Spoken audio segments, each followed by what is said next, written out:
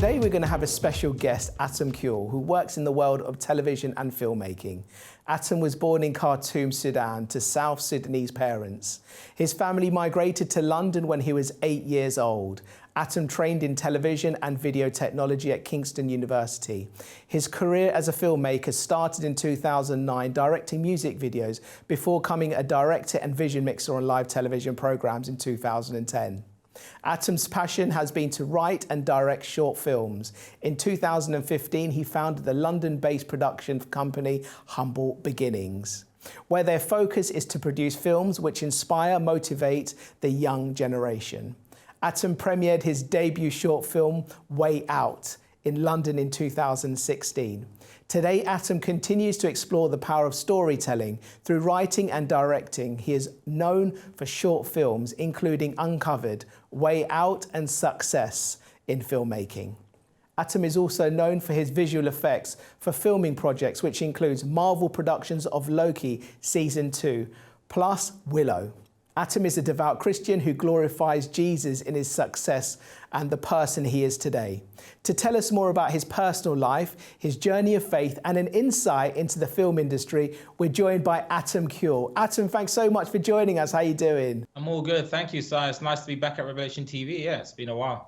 You were part of the Revelation TV family a few years ago, Atem, and you're involved in the directing of our television programs. And it's just wonderful to hear how you're just growing from strength to strength. And now you're in the world of film. We're going to get into that very shortly, Atem. But give our viewers a little bit of an insight into your past, your childhood, your parents and yourself growing up. Oh, brilliant. So just a bit of an overview. So I'm from South Sudan. I was born in technically Sudan because it became South Sudan in 2011. So technically born in Sudan, born in Khartoum. If you know about the history about Sudan, it's a very war-torn country that went through a lot of civil war. It's Africa's longest-running civil war country. So yeah, that went through that, and then I came to the UK when I was about 7-8 months. And then, both my parents are South Sudanese, and then we came together I'm the last of 7 siblings. Wow. So that was, that's an interesting one growing up. So came to the UK and then really got stuck into things. So yeah, that's the short version. So you're the baby of the family and are probably the most protected out of all your siblings as well, were you? Maybe, yeah. But then it was kind of weird because I ended up being disciplined more by my siblings than my actual parents, just because of the kind of age gap. I think there was about a 20-year age gap between me and my older sister. So yeah, my sisters they end up disciplining me a lot more. You know, don't do this, do that, clean up after yourself, wash your clothes, and all of these. So I couldn't get away with much, to be honest with you, even though I was the youngest. But yeah, there was a lot more eyes on me for discipline, and it was interesting. But looking back now, I'm sure you appreciate the discipline for keeping you on the straight and narrow as well. Tell us about your childhood growing up. Give us a further insight. Childhood, one of my best memories really is we grew up sort of in the main bulk of my childhood was sort of growing up in northwest London, so around Wembley. And I lived on the same road as a park. And I would go to that park every day. This is when I was in primary school. So I would go to the park all the time, every day. I would play football. It was very much a childhood of sort of being outdoors. And then sort of when I got into my teens, I spent more time around Camden, northwest London. And then I sort of started to just explore more things. I didn't really get into the filmmaking side of things until about 18. So most of the childhood was just spent just growing up, just being outdoors, playing football, meeting new people, socializing. So I was definitely, I think, working on the social side of things and just exploring life, really. So that was kind of what I was about, and it was brilliant. Whilst you were growing up, tell us about your relationship with Jesus Christ. At what stage did you start to build that relationship up? Was that from the very beginning? Was that instilled in you with your family, or how did your relationship grow? Tell us about it. Brilliant. So I don't believe anyone is born a certain religion or born a Christian, because I think you definitely have to make that commitment. So for me, my parents took me to church in my early teens, so probably at the best time, to be honest. But yeah, some of my memories of going to church was about 11, 12, 13. It was around that time, and it was just a beautiful place called St. James's Church in Alperton. And for me, it was a great time for fellowship, and it was a great time to really hone in and getting to know who Christ is, and I loved Sunday schools, and the youth was very great, and church had a great band as well. So then I gave my life to Christ at the age of 12, 13. That's when I got baptized and when I got confirmed, and that's when I actively made that choice. And then like a lot of people, to be honest with you, when the sort of the teenage years came in, you know, the sort of 16, 17, I definitely swayed and fell off into the sort of partying, and that was kind of the late teens, and that was very much my life. Went to university, went to party and drinking and all of that stuff. And then it was kind of a full circle moment of my early 20s, maybe 22, 23, when I sort of came out of university and then started to sort of look for work. And then that was when it was like, you know, what am I doing? This whole party lifestyle, all of that kind of was a bit of a waste of time. But I had to go through that to learn. And then I rededicated my life to Christ and got baptized again, because for me, it was like a significant moment of like, all right, so let me rededicate my life to Christ. And I did that at the age of 25. And since then, it was a straight and narrow. I mean, thanks so much for sharing that, because it's real, and this is real life that we're talking about as well, because it's wonderful that you were brought up in a Christian home and you went to church from a young age, and then you went into a little bit into the world of the university, and we all know what the university life is like, and you kind of swayed on the other side. How would you compare the two differences of having a relationship and being close to Jesus Christ to your times at universities when your priorities were elsewhere in going out partying and everything else? How would you explain that? So this is my experience. I'm not I don't want to say this is everyone's experience, but my personal experience on that. It's kind of for me, knowing my life now with Christ and knowing I have a sort of the best thing to describe it is a compass facing north, you know, and you kind of know the direction you're going in. You're definitely more aware of what's right and what's wrong in terms of what to do morally, what to do.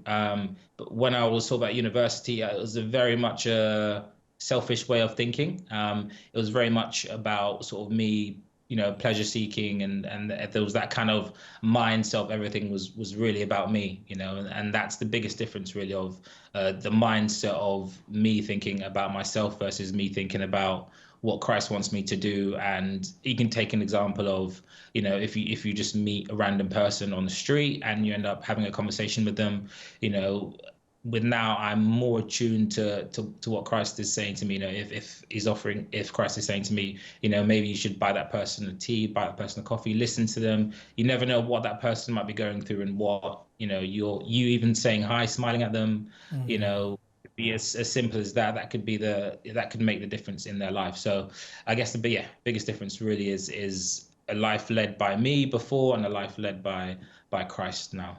Amen to that. That's very encouraging as well, that any life can get turned around. When you experienced those times of drinking alcohol and everything else, why do you think that was important for you at that age? Were you also trying to escape something, or was it just purely for the fun and you needed that to give you that inner confidence to have fun with your friends? What was it? Thinking about it, really, I think from the age of like 17, I was quite shy in terms of talking to girls. So I think that for me, that was the initial thing of like needing the alcohol to then be confident enough to speak to women. I think that was the simplest way for me.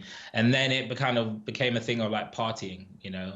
And I think that was the hook that really got me, of like the music, dancing around, and then you end up drinking, and then you kind of spiral, because you know, it's not just necessarily having one or two drinks. When you're around a certain environment with certain friends, and a lot of the British culture as well is very much like drink, partying, and there's very little sort of self-control. So that was the thing for me. And universities, you see that quite a lot anyway. So, you know, you kind of go around with the wrong crowd, and then you end up partying and meeting all these people. And thankfully it was only alcohol. But yeah, you hear horror stories about people going to drugs, and, you know, some people don't even come back from it. So for me, yeah, I was very thankful that I kind of went through that, and it's definitely part of my testimony now. You know, when I end up speaking to people, you know, I don't bash them over the head with the Bible, but it's really interesting, and sort of being very honest with people about sort of my experiences, and that's kind of the way I feel that Christ has kind of put me in certain industries like the film industry to like be a light in these situations, to not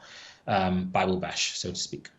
Amazing, because I've got to admit, I've gone through a similar path to you. I went to university and I was in that drinking culture like you were, Atem, as well, and it's very easy to get into, but I made a decision in my life to say I'm going to stop alcohol when I met my lovely little wife, and my life changed completely, and I haven't touched it for so many years now. But I noticed when I did give up the alcohol, because it's like you say, you need it to give you a little bit of confidence and everything else. But the moment I stopped alcohol, all of a sudden this other personality came out in me, and I got this confidence, I got this natural confidence as well. Maybe that's a little bit of an inspiration for any of the young viewers watching today to feel they have to rely on something. There's a substance or an alcohol or something in order for them to have a good time or for them to come out of their shell. They just got to believe in themselves even more so, isn't it? And also giving your life to Christ, he gives you that confidence in the world as well, right? Amen. Amen. Exactly. And kind of part of my turnaround really was this longing to wanting to know Christ more. So for me, I finished university, and then I ended up coming back to Revelation TV, and then that's when I went to Spain. And for God was really working in me and really removing me from my London environment, taking me away. And there was this sort of, I would call it a crazy sort of one year period where I was just super hungry for wanting to know more about Christ. And it sort of started off around the Christmas times. And bearing in mind, I'm working for Revelation TV, so I'm consuming a lot of the word.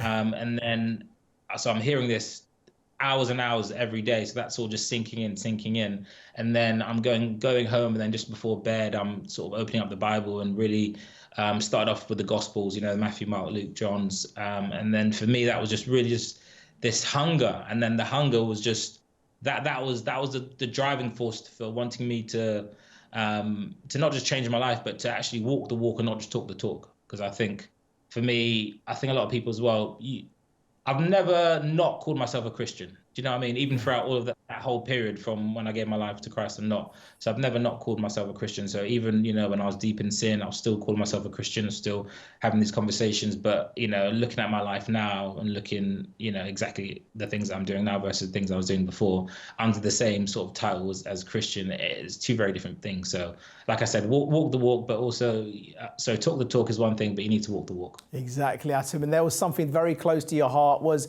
filmmaking as well. And then you relocated back to the United Kingdom for you to continue this career. Tell us about the steps that you took afterwards, how your film industry, how it all began for you, and then you developed into your own organization as well. Tell our viewers about it. Yeah, so while I was at Revelation TV for those 2 years in Spain, God sort of started to work on me in terms of that last year and really just, you know, put this urge of wanting to get into filmmaking. And around this same period of time where I was reading the Bible every day and before night and consuming it. And I was, there was such a big concentration of wanting to know more about the Lord. And then, this absolute bananas things happened when that same time of period when I was consuming the Bible morning and nighttime, I would read the Bible and then put it to sleep, and then I would find myself spiritually feeling like I'm getting dragged out of my bed. And this happened for about a week.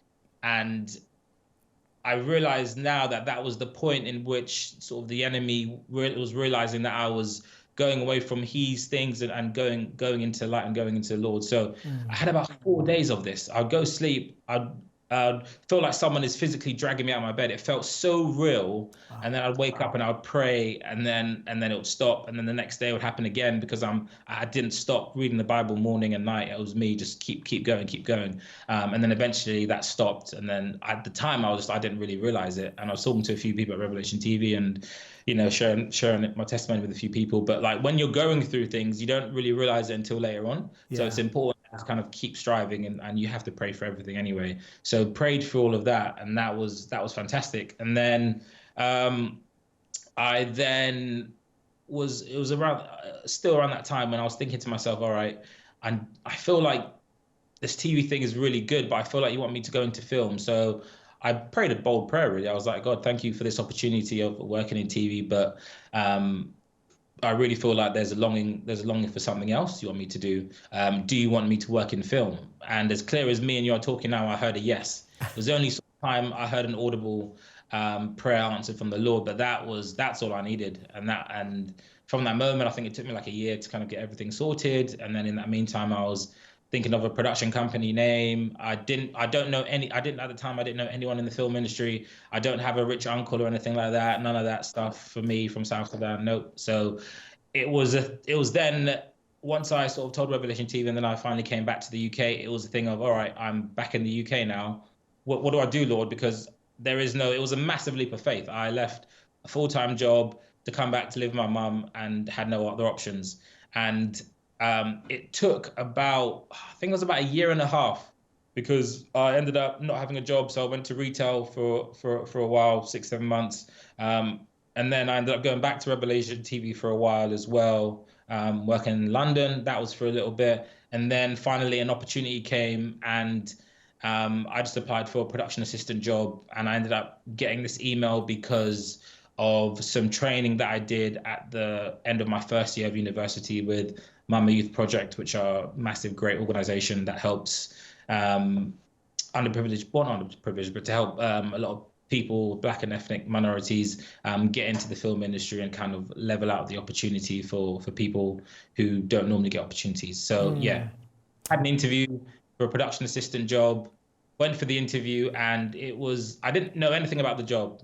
Film jobs, they don't tell you anything at all. You just know it's a job for whatever it is, usually, especially entry level. And then you go there, you sign all these NDA forms, make you swear to not tell anyone about the job. Yeah. And then I had an interview for that job. And then they ended up passing my details on to the visual effects department, because I kept on talking about my short films and things like that. And then the production is very much admin based quite a lot. So they end up passing my details on to the visual effects team. I ended up not getting that job, but then I ended up getting the job for the reshoots, and that job was Justice League. Right. Wow. Yeah. So you started you went into television, you went into short films, and then finally you ended up in Hollywood productions as well. Tell us about that journey, and how did that evolve for you, and how did you finally end up in the bigger films in the end? So yeah, after I went for that interview with Justice League and not getting the job, it took me about a year. It took me about a year after I got rejected from that job, because it was very much still keeping in contact with the person that I ended up speaking to, and then I managed to find the email address of the VFX producer, and then he said, sorry, but we all filled up the positions, but I'll keep your CV on file.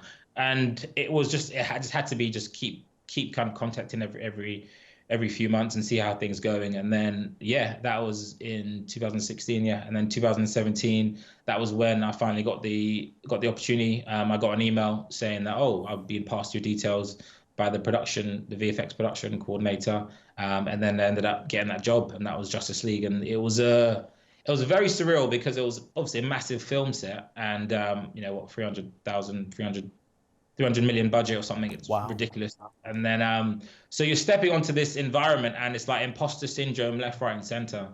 And you hear that quite a lot in the film industry initially, when you're doing something for the first time you haven't done before, or you're stepping into a new position. There's very much imposter syndrome. And I really feel that was a trial by fire, because that job was a witness camera operator, and essentially you're a cameraman for the visual effects team. You run a static camera, which is a reference camera, and you're right in the line of fire. You're there with all the actors, and everyone's sort of looking at you, and yeah, it's intimidating to say the least. So it was a very hard job, but it was only I think it was only a couple of weeks in the end of days here or there. But yeah, that was a trial by fire, and that was my sort of first experience into the Hollywood. And then things just developed from there, really, and started working on more films and more productions and everything else. Tell us about what else you started working in as well, and what was it like for you? Is it what you expected when you were finally inside that world of filming? I don't know if it's what I expected. It was interesting. I don't know what I expected. I think there can be a misunderstanding of the glitter, and the glitter is not always gold. When you want and you're praying for something for such a long time, and then you get there, and then it's just like, oh, this is great. There's free catering, there's all these things going on, but on the other side, there's all these big, massive crews and these big teams, and then these people that you don't really know, and it's just very weird. It's like starting a new job, or like, going to new organization. So it was like that, except it was worse, because I'm stepping into a whole different world. whereas what I found out later on, once you have more experience, then obviously you get to know people, but then your confidence becomes a lot more better. So that job was, yeah, it was very hard. But then afterwards, I ended up going on to Aladdin, and that was great. It was still a big production, but because I was on that job from start to end, it was very different. Whereas with the Justice League job, it was for additional photography, and then I kind of just went on not knowing anyone, getting to know everyone later on, and there wasn't that much time to kind of form that bond. So, but then it was on Aladdin. That was when I really got to see different teams, got to see different departments, got to talk to everyone. What was that like? What was that like being involved in such a huge production, Aladdin, with Hollywood stars such as Will Smith and other very well-known actors as well? What was that world like for anyone that's never been in that industry before? Explain it to our viewers. Oh, that is, yeah. How do you explain something that, yeah, it was chaos. In the sense, it was beautiful chaos. And I say that because the first 2 weeks, and I don't know if you guys have seen Aladdin, but the first 2 weeks, we shot the big Prince Ali scene. So we had 500 extras. So we started off as crazy as it can possibly be. And the more extras you have, the more chaotic it gets. There's people running around everywhere. Things are going left, right, and center. You got to do this, you got to do that. But I realized that's when I realized